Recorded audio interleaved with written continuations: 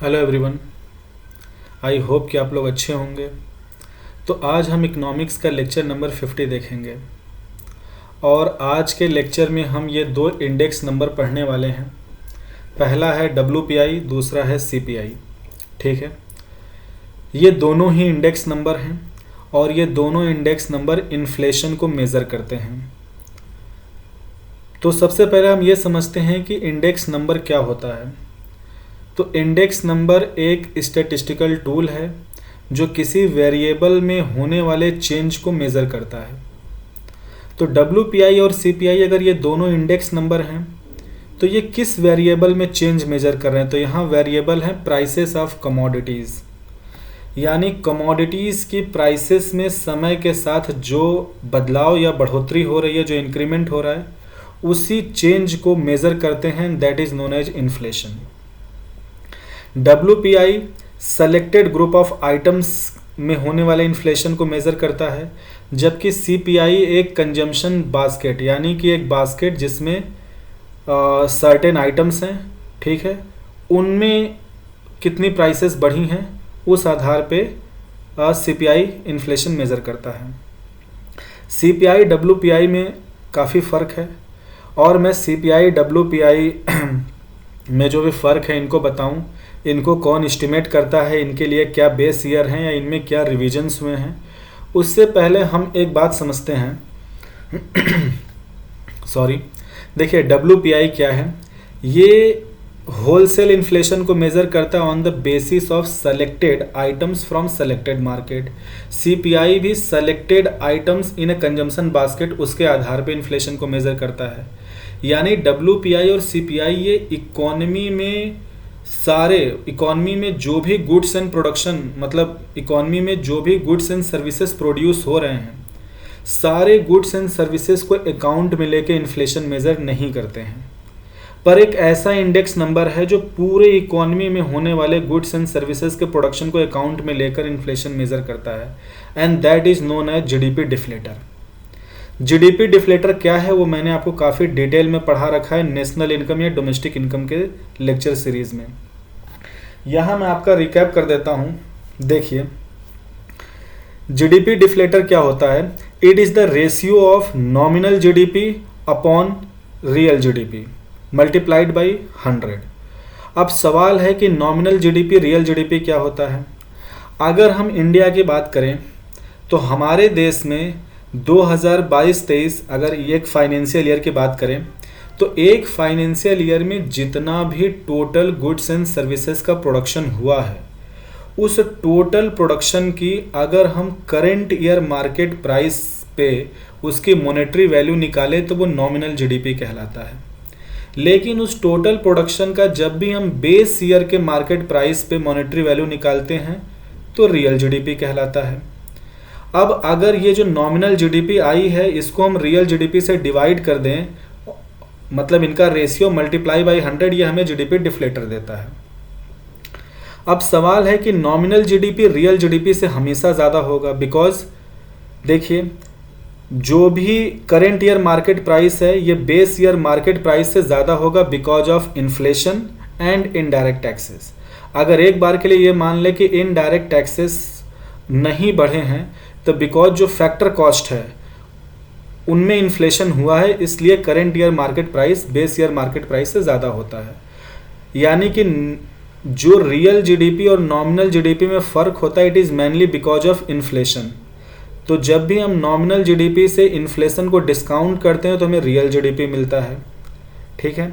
या हम ये कह सकते हैं कि अगर हम nominal GDP divided by real GDP, ये जो रेशियो है अगर इसको 100 से मल्टीप्लाई करें तो हमें GDP डिफ्लेटर मिलता है और वो हमारे इकोनॉमी में ओवरऑल इन्फ्लेशन को शो करता है।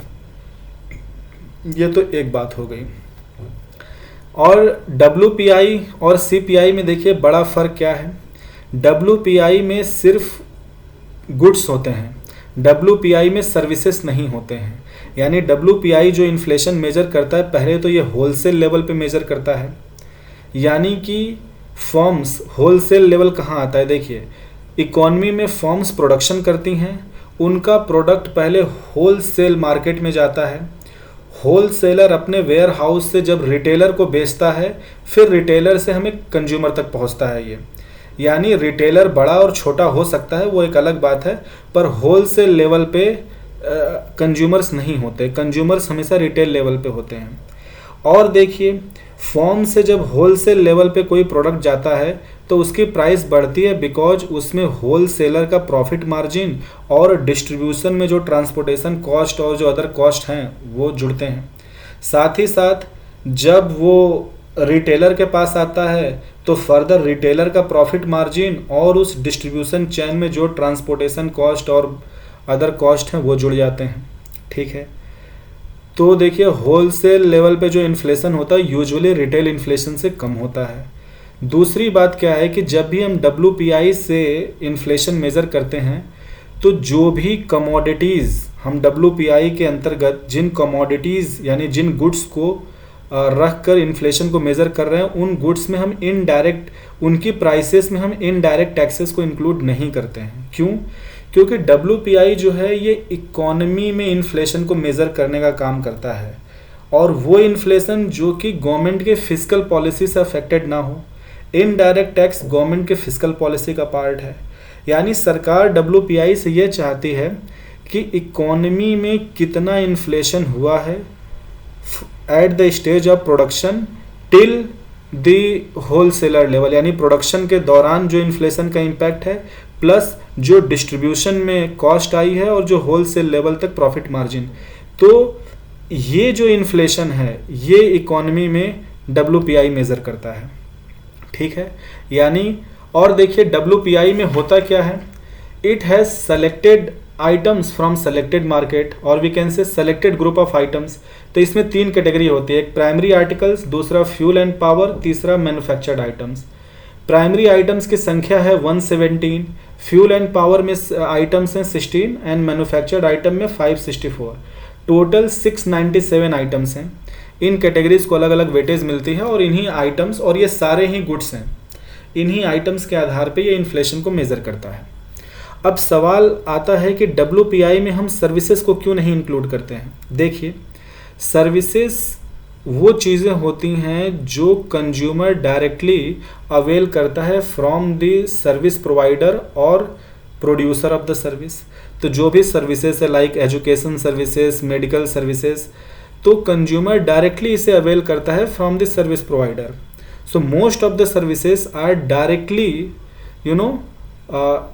most of the services are available to consumer directly from the producer of the service। जो भी सर्विस प्रोवाइडर है उससे वो सर्विसेज डायरेक्टली कंज्यूमर तक आती हैं, तो उसमें होलसेल लेवल की कोई ज़रूरत नहीं है। ऐसा आपको नहीं मिलेगा कि कोई सर्विस प्रोड्यूस कर रहा है, वो सर्विस होलसेलर खरीद रहा है फिर वो कंज्यूमर को दे रहा है, क्या ज़रूरत है। जो सर्विस प्रोवाइडर वो डायरेक्टली कंज्यूमर को सर्विस बेच सकता है। ठीक है, तो most of the services are directly avail by consumer, that is why हम WPI में सिर्फ गुड्स की बात करते हैं, वो भी सेलेक्टेड आइटम्स। प्राइमरी आइटम्स में क्या होते हैं, usually the food items and जो भी प्राइमरी आइटम माइनिंग क्वेरिंग से निकलने वाले आइटम्स हैं। फ्यूल पावर में आप समझ सकते हैं जो भी डीजल, पेट्रोल, केरोसिन है, ये सारी चीज़ें। ठीक है, LPG, CNG। मैन्युफैक्चर्ड आइटम्स में ऑल दी मैन्युफैक्चर्ड आइटम्स, मतलब जो भी है 564 सेलेक्टेड आइटम्स। ठीक है, तो इनके आधार पर WPI इन्फ्लेशन को मेज़र करता है। तो WPI होलसेल इन्फ्लेशन को मेज़र करता है, उसमें कमोडिटीज़ के प्राइसेस में इनडायरेक्ट टैक्सेस को हम हटाकर इन्फ्लेशन मेज़र करते हैं, और ये इकोनॉमी में इन्फ्लेशन को बताता है। कैसी इन्फ्लेशन, कि ये जो सेलेक्टेड आइटम्स हैं इनके प्रोडक्शन पे कितना इन्फ्लेशन हुआ और प्रोडक्शन से होलसेल लेवल तक आने में ये जो टोटल इन्फ्लेशन है उसको मेज़र करता है। वहीं पे अगर हम CPI की बात करें तो पहला पॉइंट क्या है कि it shows inflation eight retail level, that is impact of inflation on the consumers. यानी जो CPI है ये रिटेल इन्फ्लेशन को मेज़र करता है। रिटेल इन्फ्लेशन का मतलब कि जो कंज्यूमर पे पड़ने वाला इन्फ्लेशन है। तो कंज्यूमर के ऊपर इनडायरेक्ट टैक्सेस पड़ते हैं डेफिनेटली, यानी जब हम CPI से इन्फ्लेशन को मेज़र करते हैं तो वहाँ जो भी कमोडिटीज़ हैं उनके प्राइसेस में इनडायरेक्ट टैक्सेस जुड़े होते हैं। ठीक है, बिकॉज कंज्यूमर्स इनडायरेक्ट टैक्स को पे करते हैं अगर इनडायरेक्ट टैक्स बढ़ता है तो प्राइसेस बढ़ेंगी, तो कंज्यूमर पे वो बर्डन आएगा। ठीक है।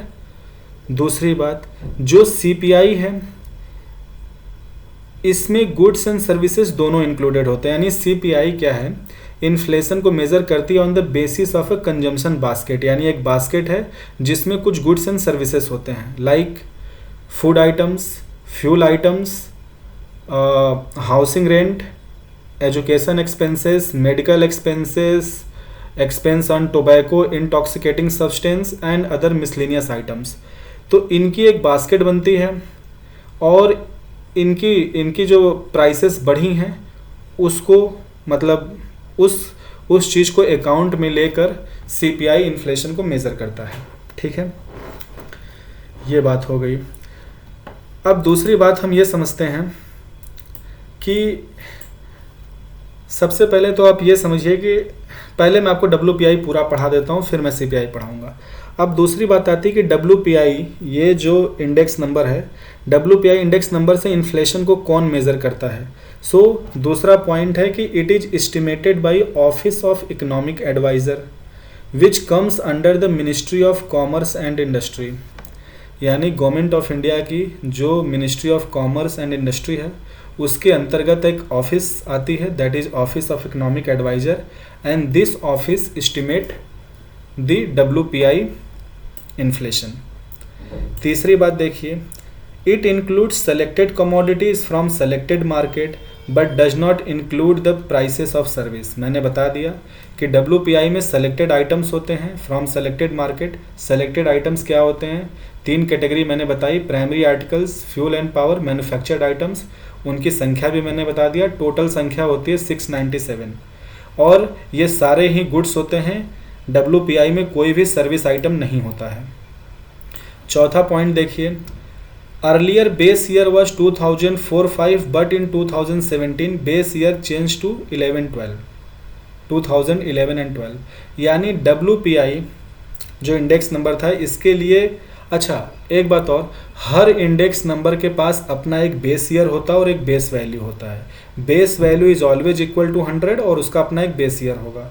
उसी बेस ईयर पे हम चेंज को मेज़र करते हैं और बेस ईयर वो ईयर होता है जिस ईयर में हमारे पास डेटा अवेलेबल होता है और डेटा कलेक्शन का काम करता है NSSO, ठीक है, नेशनल सैंपल सर्वे ऑफिस।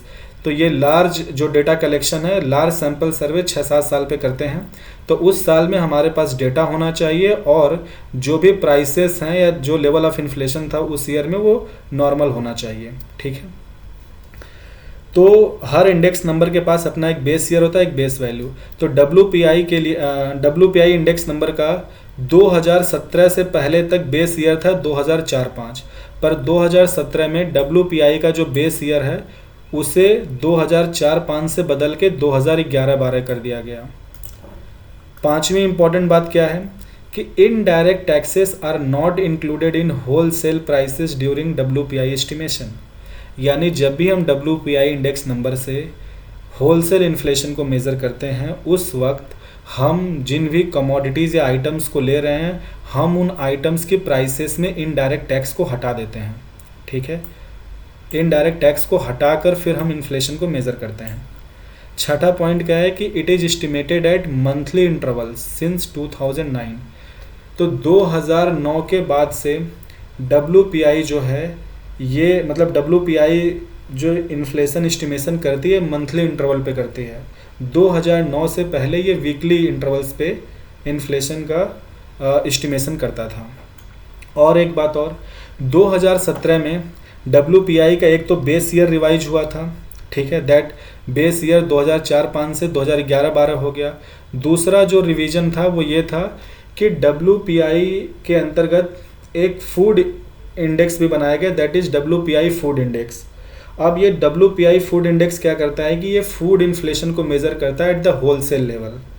ठीक है, यानी प्रोडक्शन से होलसेल लेवल तक फूड में कितना इन्फ्लेशन हो रहा है, यानी फूड को लेकर इकॉनमी में कितना इन्फ्लेशन हो रहा है, वो WPI फूड इंडेक्स ये 2017 में लॉन्च हुआ था। अब आ जाते हैं CPI की तरफ। अब CPI की बातें देखते हैं। तो एक तो मैंने बता दिया कि CPI में गुड्स एंड सर्विसेज दोनों होते हैं। ये कंजम्पशन बास्केट पे बात करता है जिसके अंदर कुछ आइटम्स होते हैं, वो मैंने बता दिए, ठीक है। और ये जो इन्फ्लेशन मेज़र करता है ये कंज्यूमर पे पड़ने वाला इन्फ्लेशन है, यानी जो कंज्यूमर पे प्राइस पड़ रही है ना गुड्स एंड सर्विसेज की, उसमें कितनी बढ़ोतरी हुई है, वो इन्फ्लेशन सीपीआई मेज़र करता है।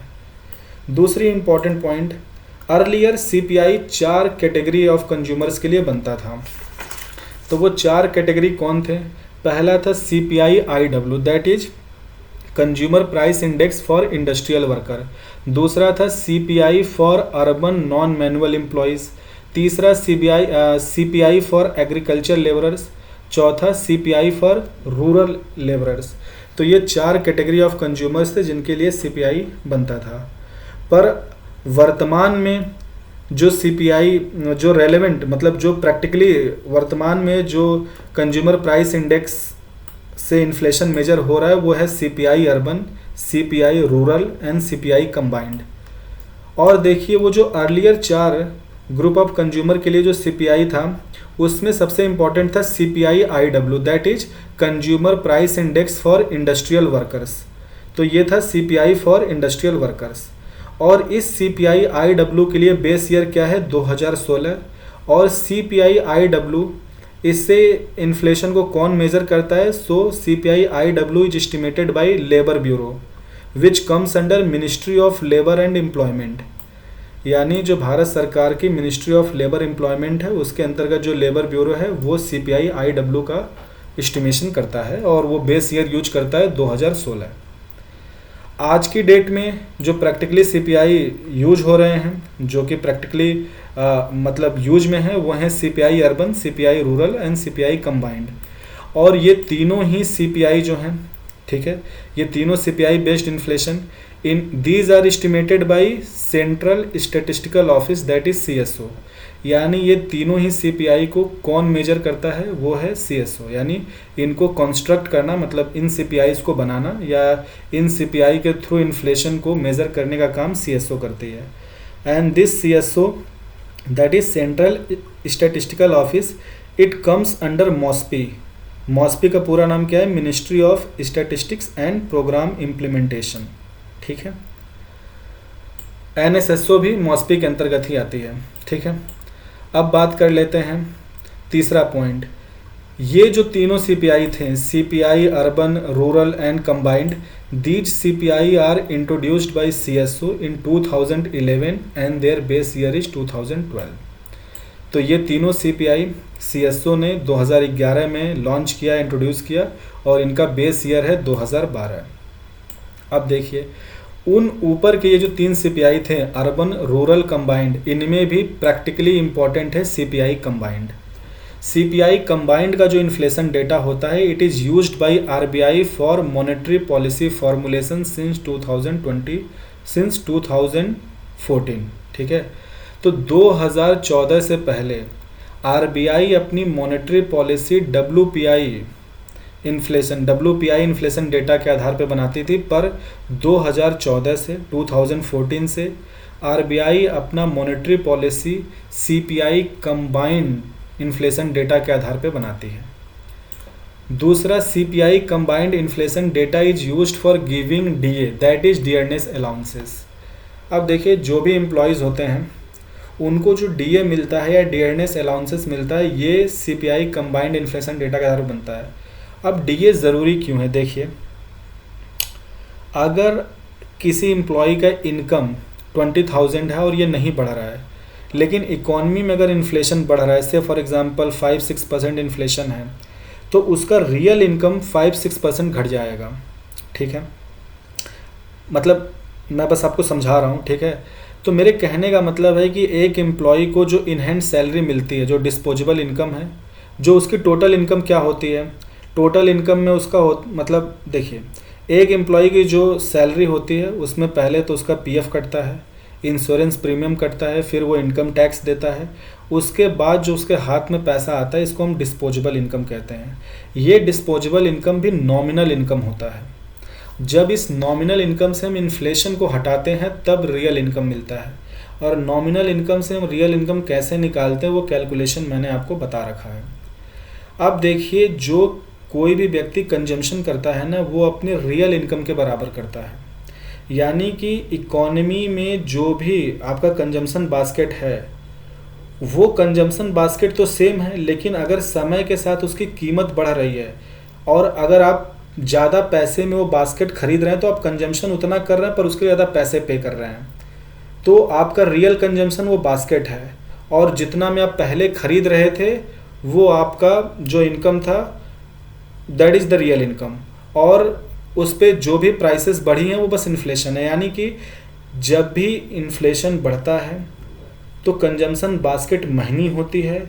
उसे अफोर्ड करने के लिए, सेम कंजम्पशन बास्केट कंज्यूम करने के लिए आपका इनकम बढ़नी चाहिए। और आपकी इनकम कितनी बढ़ानी है, जितना इन्फ्लेशन बढ़ा है उतना इनकम बढ़ा दें।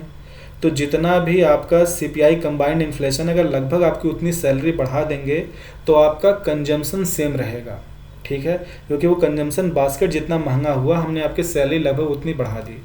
तो कहने का मतलब है कि आपका कंजम्पशन या आपका रियल इनकम बरकरार रहेगा, वो नहीं गिरेगा या उस पर ज़्यादा इफेक्ट नहीं आएगा। ये होता है डियरनेस अलाउंस का कॉन्सेप्ट। अब आखिरी बात क्या है कि इन 2014 CSO introduced consumer food price indices, यानी 2014 में CSO ने ये अपार्ट फ्रॉम ये जो हैं क्या बोलते हैं इनको, apart from this CPI urban rural and combined, इनके अलावा CSO ने फूड इन्फ्लेशन को मेज़र करने के लिए एट रिटेल लेवल, उसके लिए उन्होंने एक फूड प्राइसेस इंडिसेस लॉन्च किया, that is CFPI, that is consumer food prices indices, और इसका बेस ईयर 2012। अब ये जो कंज्यूमर फूड प्राइस इंडिसेस है, या फूड इन्फ्लेशन को मेज़र करता है एट कंज्यूमर और रिटेल लेवल, और ये तीनों कैटेगरी के लिए बनाया जाता है कि अर्बन में क्या सीन है, रूरल और कंबाइंड, ठीक है। तो ये तो फैक्चुअल बातें थी विद रिगार्ड टू WPI। तो WPI भी फूड इन्फ्लेशन को मेज़र करता है फ्रॉम 2017, ठीक है, और वो है WPI फूड इंडिसेस, ठीक है। लेकिन वो इकॉनमी में फूड इन्फ्लेशन को मेज़र करता है बाय डिस्काउंटिंग इनडायरेक्ट टैक्सेस, पर यहाँ पर हम कंज्यूमर पे पड़ने वाला जो इन्फ्लेशन है उसको मेज़र करते हैं through consumer food price index under CPI through CSO। तो ये बातें थी। तो हमने क्या समझा, अगर आपको इकोनॉमी में प्रोड्यूस होने वाले सारे गुड्स एंड सर्विसेज में जो भी उनकी प्राइसेस में बढ़ोतरी, अगर आपको इकोनॉमी में total inflation, overall inflation measure करना है, तो आपको GDP डिफ्लेटर से मिलेगा, which is the ratio of nominal GDP upon real, which is the ratio of nominal GDP to real GDP multiplied by 100, ठीक है। यानी नॉमिनल टू रियल का रेशियो निकाल के 100 से multiply, you get the GDP deflator. अब nominal और real GDP निकालना आसान है, बिकॉज आपके पास करंट ईयर मार्केट प्राइस है, बेस ईयर में आपके पास बेस ईयर के मार्केट प्राइस हैं, बिकॉज उस ईयर में आपके पास डेटा है। आप अपने प्रोडक्शन की वैल्यू निकालो, रेशियो निकालो, आपको GDP डिफ्लेटर मिल जाएगा। पर अगर इकोनॉमी में आपको सेलेक्टेड कमोडिटीज़ को, सेलेक्टेड गुड्स के आधार पर इकोनॉमी में इन्फ्लेशन मेज़र करना है तो WPI करता है। यानी WPI production till wholesale level पे जो इन्फ्लेशन है उसको मेज़र करता है थ्रू सेलेक्टेड आइटम्स। CPI एक बास्केट, एक कंजम्पशन बास्केट के आधार पे रिटेल इन्फ्लेशन को मेज़र करता है। और जितनी इनकी फैक्चुअल बातें थी वो सब मैंने बता दिया कि इनको एस्टिमेट कौन करता है और इनके क्या इंडेक्स हैं, ठीक है, और इनका बेस ईयर क्या है और इनमें क्या रिविजन्स हुए हैं, इनका क्या रेलेवेंस है।